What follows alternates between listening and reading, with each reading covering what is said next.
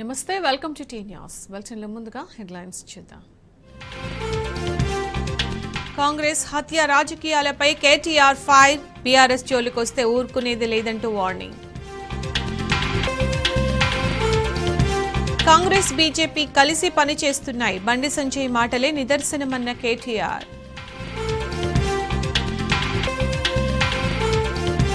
హైదరాబాద్ లో 2 గంటలు కరెంటు కోతలుండే అవకాశం కాంగ్రెస్ రాకతోనే పవర్ కట్ అంటూ నెటిజన్ల సెటైర్లు తీవ్ర కరువులో ఉన్న కర్ణాటక నీళ్లిస్తుందా తెలంగాణ సర్కారు తీరుపై ఇంజనీర్ల అనుమానాలు సిద్దిపేటకు అవార్డు వచ్చినా అభినందనలు తెలపరా కాంగ్రెస్ ప్రభుత్వానికి అంత కుళ్ళు ఎందుకన్న హరీష్ రావు హైదరాబాద్ లో జవాను ప్రాణం తీసిన మాంజా దారం మెడకు తగిలి మృతి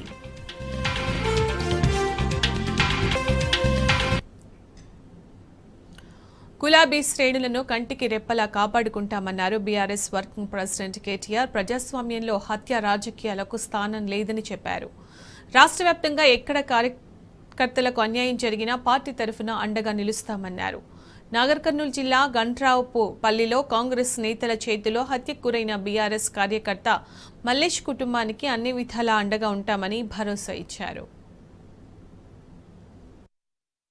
బీఆర్ఎస్ కార్యకర్తలపై దాడులు చేస్తే సహించేది లేదని ఆ party working president MLA KTR హెచ్చరించారు ఎక్కడ గులాబీ కార్యకర్తపైన ఈగ వాలినా పార్టీ యంత్రాంగం మొత్తం కదలి వస్తుందని చెప్పారు నాగర్ కర్నూలు జిల్లా గంట్రావుపల్లిలో కాంగ్రెస్ నాయకుల చేతుల్లో హత్యకు గురైన బీఆర్ఎస్ కార్యకర్త చిక్కేపల్లి మల్లేష్ కుటుంబాన్ని కేటీఆర్ పరామర్శించారు మల్లేష్ చిత్రపటానికి పూలమాలలు వేసి నివాళులర్పించిన కేటీఆర్ మల్లేష్ భార్య పిల్లలు కుటుంబ సభ్యులతో మాట్లాడి మనోధైర్యాన్ని కల్పించారు పార్టీ తరపున 5 లక్షల రూపాయల చెక్కును మల్లేష్ కుటుంబ సభ్యులకు అందజేశారు అన్ని విధాల అండగా ఉంటామని మల్లేష్ కుటుంబానికి కేటీఆర్ భరోసా ఇచ్చారు ఈ కార్యక్రమంలో మాజీ మంత్రులు నిరంజన్ రెడ్డి శ్రీనివాస్ గౌడ్ ఎంపీ మన్నె శ్రీనివాస్ రెడ్డి ప్రస్తుత మాజీ ఎమ్మెల్యేలు పలు సంస్థల చైర్మన్లు పార్టీ నేతలు పాల్గొన్నారు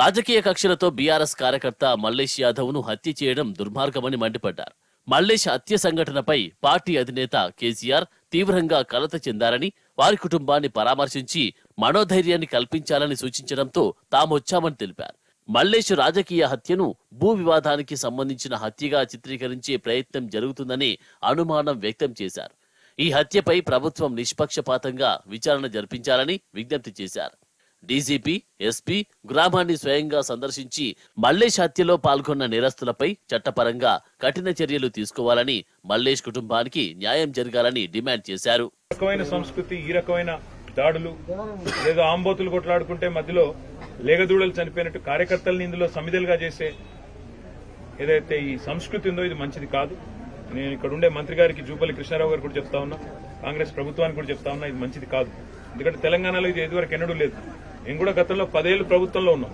మరి 10 ఏళ్లలో ఏ ఒక్క కాంగ్రెస్ కార్యకర్త మీద గానీ కాంగ్రెస్ నాయకుడి మీద గానీ ఇట్లాంటి భౌతిక దాడులకు ఎన్నడూ కూడా మేము తెగబడలేదు ఎన్నడూ కూడా ఇట్లాంటి సంస్కృతిని ప్రోత్సహించలేదు ఆనాడు కూడా మేము ఇట్లాగే అనుకుంటే మీరు అనుకున్నట్టే మేము కూడా అనుకుంటే ఈ ఫ్యాక్షన్ సంస్కృతిని పెంచాలనుకుంటే ఈ రకమైన పరిస్థితి ఉండేది కాదు కానీ నేను విజ్ఞప్తి చేసేది పోలీస్ యంత్రాంగానికి కూడా ప్రభుత్వంలో ఎవరున్నా ఆ కుటుంబానికి న్యాయం జరగాలి ఎందుకంటే జరిగింది ఒక హత్యకు ఎవరు పాల్పడ్డా ఏ కారణం చేత పాల్పడ్డా అన్ని కూడా వెలుగులోకి రావాలి ఇందులో భూ పంచాయతీ అని అది ఇదని చెప్పి దీన్ని కొంత డైవర్ట్ చేసే ప్రయత్నం కూడా చేస్తా ఉన్నారు ఇది మంచిది కాదు నేను కాల్ డేటా రికార్డ్స్ బయట పెట్టాలని డిమాండ్ చేస్తా ఉన్నా అదేవిధంగా ఇక్కడ ఏం జరిగింది అనే విషయంలో డీజీపీ గారు ఈ జిల్లా ఎస్పీ గారు కూడా అవసరమైతే ప్రత్యక్షంగా విచారణ జరిపించి మరి వాస్తవాలు చెప్పాలి ప్రజలకు తెలియజెప్పాలని చెప్పి కూడా డిమాండ్ చేస్తూ ఆ కుటుంబానికి సంపూర్ణంగా మేము అండగా ఉంటాం న్యాయం జరిగే వరకు వారితో ఉంటాం రాష్ట్ర వ్యాప్తంగా ఇలాంటి సంఘటనలు ఎక్కడ జరిగినా కార్యకర్తల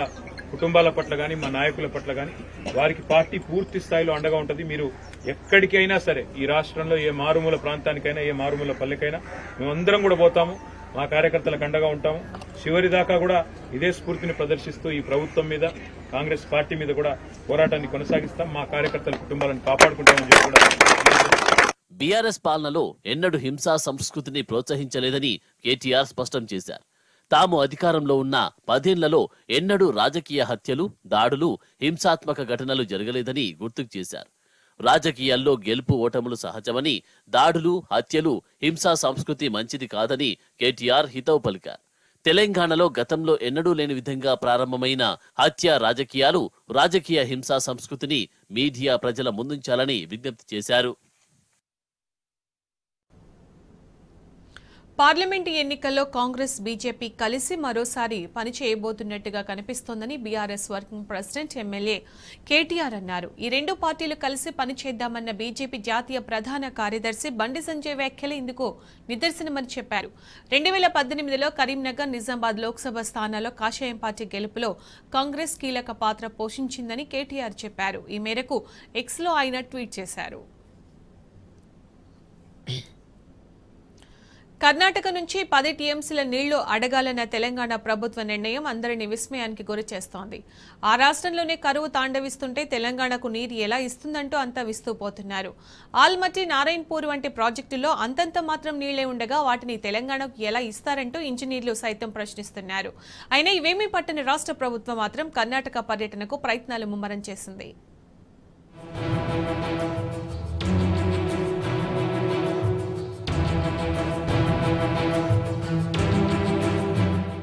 తాగునీటి కోసం మహారాష్ట్రలోని కొయినా నుంచి తొలుత 30 టీఎంసీలను అడగాలని నిర్ణయించుకున్న తెలంగాణ సర్కార్ ఇప్పుడు కర్ణాటక రాష్ట్రాన్ని కూడా 10 టీఎంసీలు కోరాలని యోచిస్తోంది. కృష్ణా నీటిని కోరేందుకు సీఎం రేవంత్ నేతృత్వంలోని ప్రతినిధి బృందం కర్ణాటకలో త్వరలో పర్యటించనుందని మంత్రి ఉత్తమ్ కుమార్ రెడ్డి ఇటీవల స్వయంగా తెలిపారు.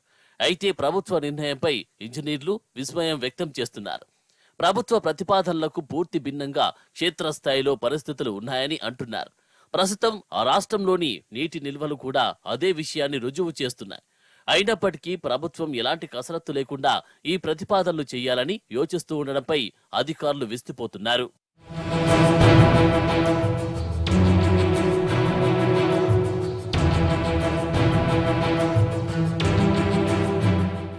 గత దశాబ్ద కాలంలో ఎన్నడూ చూడని కరువు పరిస్థితులను ప్రస్తుతం కర్ణాటక రాష్ట్రం ఎదుర్కొంటోంది. ముఖ్యంగా అప్పర్ కృష్ణా బేసిన్ అంటే కలబుర్గి, రాయచూర్, బాగల్కోట్, యాద్గిరి జిల్లాలో కరువు తాండవిస్తోంది. కర్ణాటకలోని 31 జిల్లాలో ఉన్న 236 తాలూకాల్లో తొలి విడతలోనే 216 తాలూకాలను కరువు పీడిత ప్రాంతాలుగా ప్రకటించారంటే పరిస్థితి ఎలా ఉందో అర్థం చేసుకోవచ్చు. ఇక అప్పర్ కృష్ణా బేసిన్లోని ఆల్మట్టి, నారాయణపూర్ డ్యాంలలో కలిపి మొత్తం 81.76 టీఎంసీల నీరు ఉండగా అందులో వినియోగానికి 47 టీఎంసీలు మాత్రమే అందుబాటులో ఉన్నాయి. అందులోనూ ఆ రాష్ట్ర తాగునీటి అవసరాలకు 37 టీఎంసీలు కేటాయించుకున్నారు. ఇతర అవసరాలకు 3 టీఎంసీలను పెట్టుకున్నారు.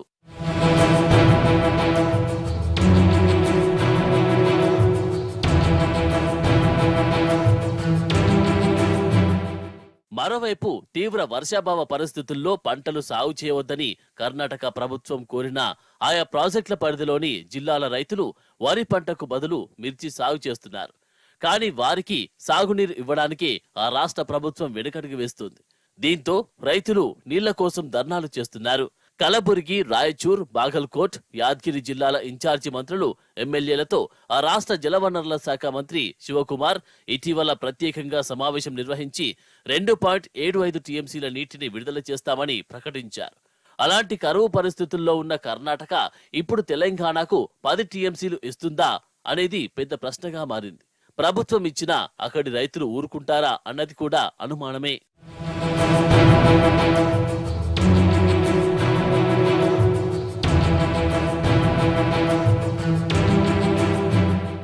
ఒకవేళ కర్ణాటక ప్రభుత్వం తెలంగాణకు 10 టీఎంసీల నీరు ఇవ్వడానికి అంగీకరించినా అవి ఇక్కడికి రావడం కూడా కష్టమే. 10 టీఎంసీల్లో దాదాపు 25% పైగా ట్రాన్స్మిషన్ నష్టాలుగా పోనున్నాయి. మిగిలిన నీళ్లన్న వస్తాయా అన్నది అనుమానమే. ఆల్మట్టి నుంచి జూరాల ఎగువన కర్ణాటకలో కృష్ణానదిపై ఇప్పటికే పదుల సంఖ్యలో ఆనకట్టలు నిర్మించింది. అందులో దాదాపు 5 ఆనకట్టల సామర్థ్యం 2 టీఎంసీలకు మించి ఉంటుందని ఇరిగేషన్ అధికారులు తెలిపారు.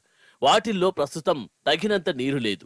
తెలంగాణ కోరిక మేరకు కర్ణాటక నీటిని విడుదల చేసినా అవి ఆ ఆనకట్టలను దాటి రావడం కష్టమేనని అధికారులు చెబుతున్నారు.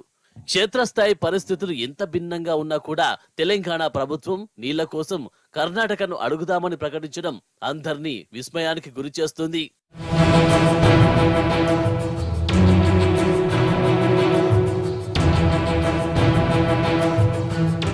కాంగ్రెస్ అగ్రనేత రాహుల్ గాంధీ చేపట్టిన భారత్ జోడో న్యాయ యాత్రలో తెలంగాణకు చెందిన బస్సును వాడుతున్నారు. ఈ బస్సును తెలంగాణ కాంగ్రెస్ కమిటీయే కొనుగోలు చేసి సమకూర్చింది.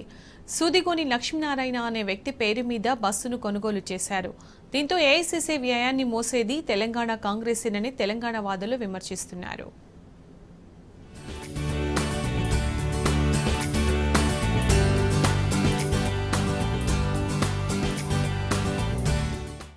తెలంగాణ రాష్ట్రం కాంగ్రెస్ పార్టీకి అప్పుడే బంగారు గుడ్లు పెట్టి బాతుగా మారినట్టు తెలుస్తున్నది. కాంగ్రెస్ అధికారంలోకి వచ్చిన నెల రోజులకి ఆల్ ఇండియా కాంగ్రెస్ కమిటీ ఆర్థిక భారాలను మోసే రాష్ట్రంగా తెలంగాణ మారిపోయింది. మణిపూర్ నుంచి ఆదివారం ప్రారంభమైన భారత్ జోడో న్యాయయాత్రలో కాంగ్రెస్ అగ్రనేత రాహుల్ గాంధీ ప్రయాణించే ఖరీదైన బుల్లెట్ ప్రూఫ్ వోల్వో బస్సును తెలంగాణ కాంగ్రెస్ కమిటీయే కొనుగోలు చేసి సమకూర్చింది.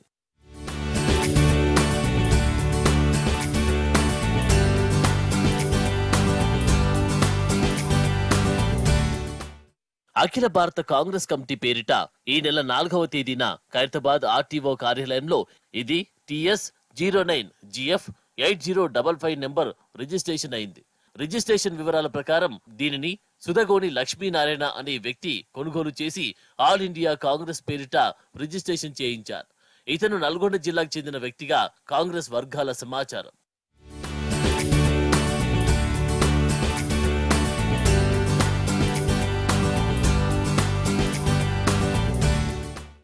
తెలంగాణ అసెంబ్లీ ఎన్నికల్లో కాంగ్రెస్ కు కర్ణాటకలో అధికారంలో ఉన్న ఆ పార్టీ ప్రభుత్వం నిధులు సమకూర్చినట్టు వార్తలు వచ్చాయి. ఎన్నికల సమయంలో కర్ణాటక నుంచి తెలంగాణకు కోట్లాది రూపాయలు తరలిస్తూ ఉండగా అధికారులు పట్టుకున్నారు. ఇప్పుడు లోక్సభ ఎన్నికల్లో దేశవ్యాప్తంగా కాంగ్రెస్ వ్యవహారాన్ని తెలంగాణలో అధికారంలో ఉన్న ఆ పార్టీ నాయకత్వం భరిస్తూ ఉంది అనడానికి భారత్ జోడో న్యాయయాత్రలో వినియోగిస్తున్న ఖరీదైన బస్సే నిదర్శనమని తెలంగాణ వాదులు అంటున్నారు.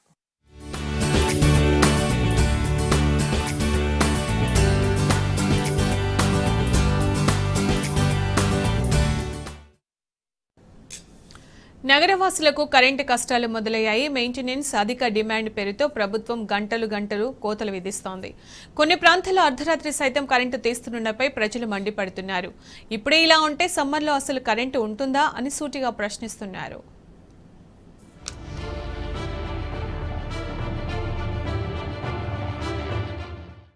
రాష్ట్రంలో కరెంటు కోతలకు చలికాలంలోనే ముహూర్తం ఖరారైపోయింది. రోజు 2 గంటల పాటు కోతలు ఉండవచ్చని TS-SPDCL CMD ముషరఫ్ అలీ ఫారూఖీ స్వయంగా వెల్లడించారు. GHMC పరిధిలో కరెంటు తరచుగా పోతూ ఉందని నెటిజన్లు సోషల్ మీడియా ప్లాట్ఫామ్ పై X లో ఆయన దృష్టికి తీసుకొచ్చారు. దీంతో ఆయన కరెంటు కోతలపై చూచాయగా వెల్లడించారు. GHMCలోని కొన్ని ప్రాంతాల్లో విద్యుత్ సరఫరాలో అంతరాయానికి చింతిస్తున్నామని చెప్పారు. వచ్చే వేసవి రబీ సీజన్ను దృష్టిలో పెట్టుకుని వార్షిక నిర్వహణ పనులు జరుగుతున్నాయన్న విషయం అందరూ దృష్టిలో పెట్టుకోవాలంటూ రిప్లై ఇచ్చారు. అధిక డిమాండ్ దృష్ట్యా రోజు 2 గంటల పాటు కరెంటు కోతలు అవసరం ఉండవచ్చంటూ చావు కబురు చల్లగా చెప్పారు.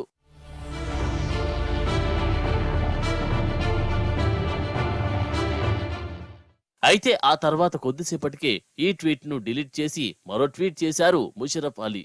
రాష్ట్రంలోని ఇతర ప్రాంతాల కంటే GHMCలో విద్యుత్ సరఫరాలో అంతరాయం అధికంగా ఉండవచ్చు.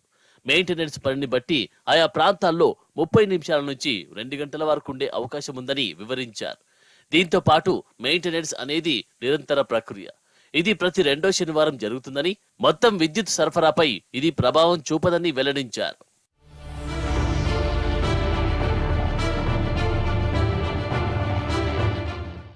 ఇక ముషరఫ్ ప్రకటనపై నెటిజన్లు ఆశ్చర్యం వ్యక్తం చేస్తున్నారు. కాంగ్రెస్ ప్రభుత్వం వచ్చిన నెల రోజుల్లోనే తెలంగాణకు మళ్లీ కరెంటు కోతలు తీసుకొచ్చిందని ఎద్దేవా చేస్తున్నారు. నిషేధిత మెటాలిక్ కైట్ మాంజాలతో విద్యుత్ ఘాతాలు కలిగే అవకాశం ఉన్నందున అంతరాయాలు అనివార్యమవుతున్నాయని ప్రకటించడంపై విమర్శలు వెల్లువెత్తాయి.